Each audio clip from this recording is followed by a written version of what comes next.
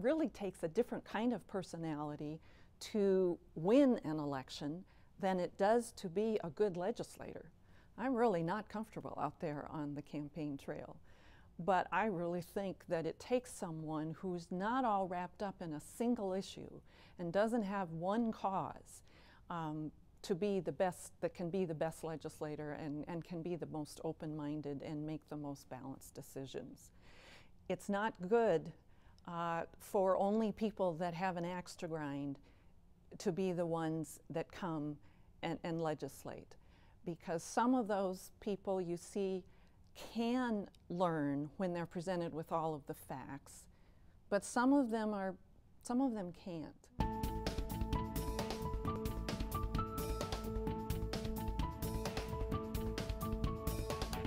Even though it's difficult for me, it's very important for people all across the spectrum to become involved, particularly when we think about politics, and there are so many people that say, oh no, I'm not going to get involved in politics. That's a dirty world. Democracy can't survive if the good people don't get involved.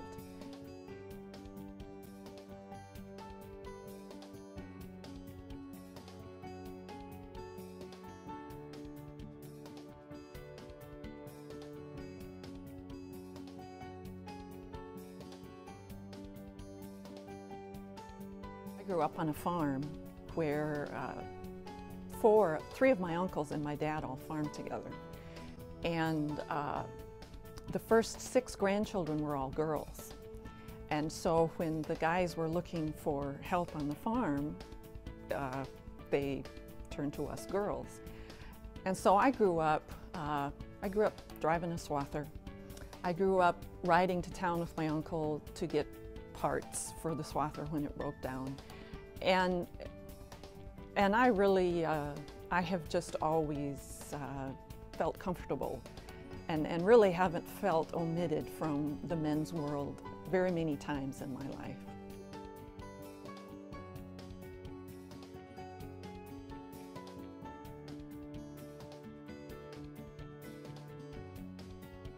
I come from a family that's pretty modest, pretty soft-spoken, doesn't enjoy the sound of their own voice, and is pretty critical of people who are.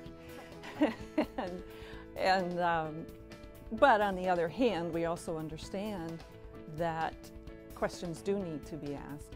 And yeah, I'd say it's probably taken me a few years to stand up and say, okay, I need to do this.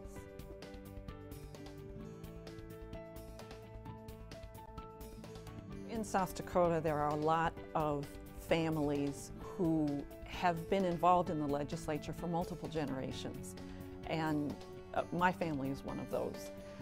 My grandfather was in the state legislature starting about the year that I was born, through 1970. His name was Art Jones, and then Kurt Jones was my uncle, and he was in the legislature from 1970 to 1986. And then even after that was still very active in state government on Board of Regents. And so we saw the important work that there was to be done, and that people can make a difference. When you look historically at the legislators that have come from District 1, we haven't been ones who have been far left. The tradition in the Democratic Party, and particularly in the rural areas, is a different kind of democratic tradition than it is in the larger cities of our state.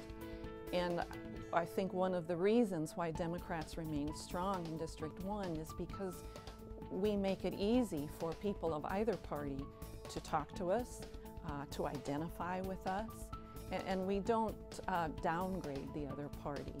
We don't criticize them. We just, we state the facts, and we don't always agree with just our party. We're willing to look at the issues. And it was really important to me that that tradition be continued in my district, because I've always been really proud of the representatives, partly my family, that have come from District 1, and it's just really important to me to continue that tradition.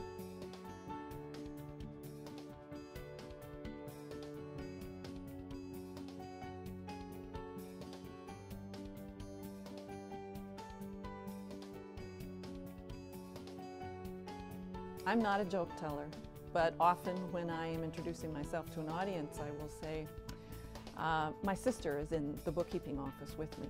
But we'd always kind of allowed me to be the answer person. It was just easier. Someone comes in with a tax question, tax rules are changing all the time, just ask Susan. Well, so when I finally made the decision to run for office, Becky wasn't very happy with me. In fact, I say I wouldn't be surprised if Becky didn't vote for me.